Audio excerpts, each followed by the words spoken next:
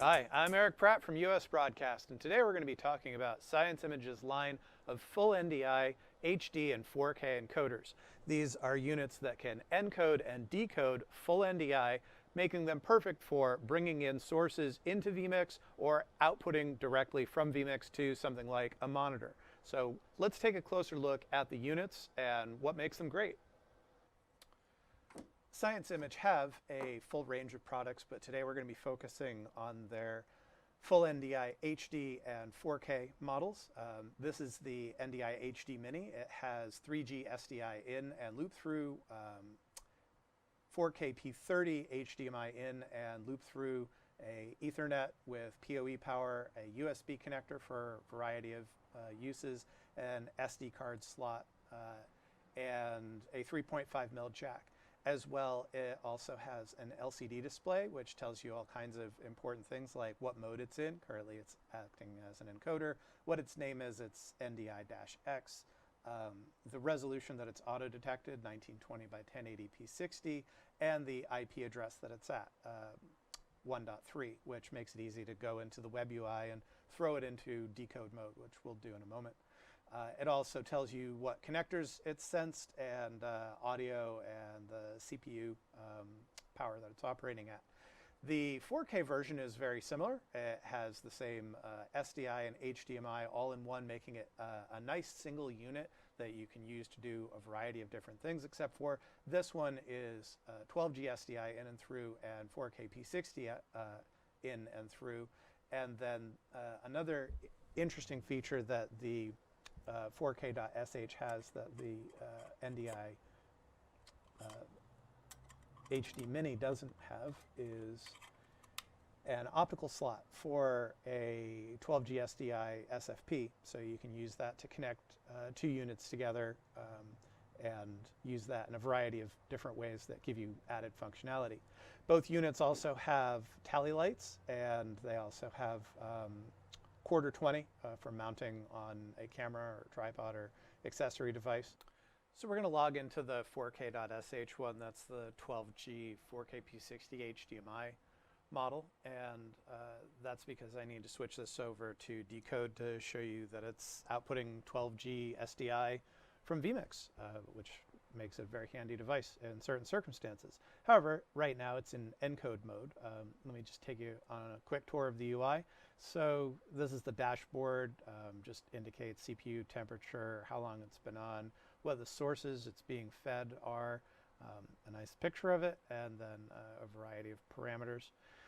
Networking over here, it's set to DHCP, but of course we could set it to specific IP addresses. We can tell it the address to look for the NDI discovery server, NDI multitasking, transfer, and group setting names. And over here, this is the encode settings. And this is where we're going to find something a little bit unique.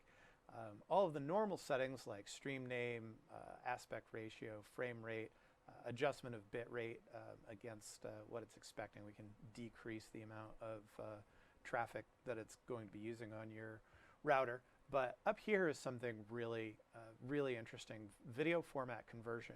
And right now we're feeding it a 1080p60 signal from one of the PTZ cameras. And we are up converting it to 21p60. And the neat thing is that we can convert that source to any of these output sources, not just on the SDI loop through, but also the NDI.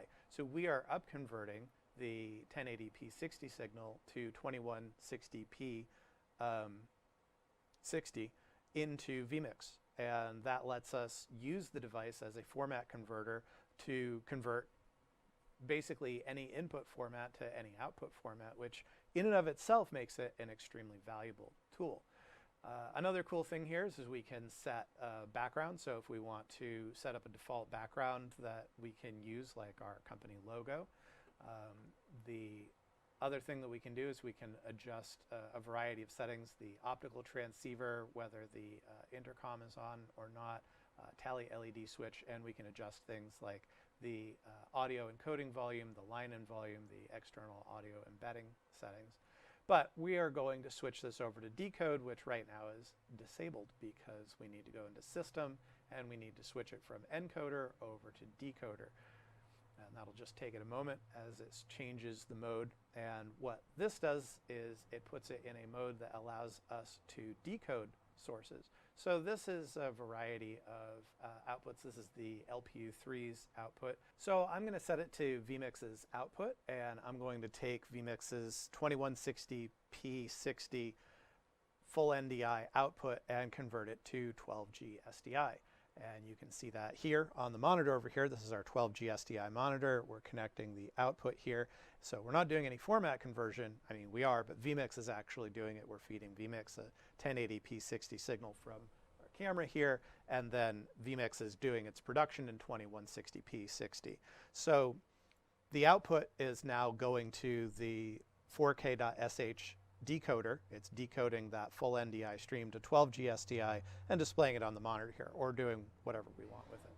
Working with these sources in vMix is relatively easy. We can just go to Add Input, NDI Desktop Capture, wait for the input to show up, and then we have our two encoders. We've got our HD and we've got our 4K encoder, and it just appears. They both have the same source, but to make that simpler, we've got the 4K source in program, and we can see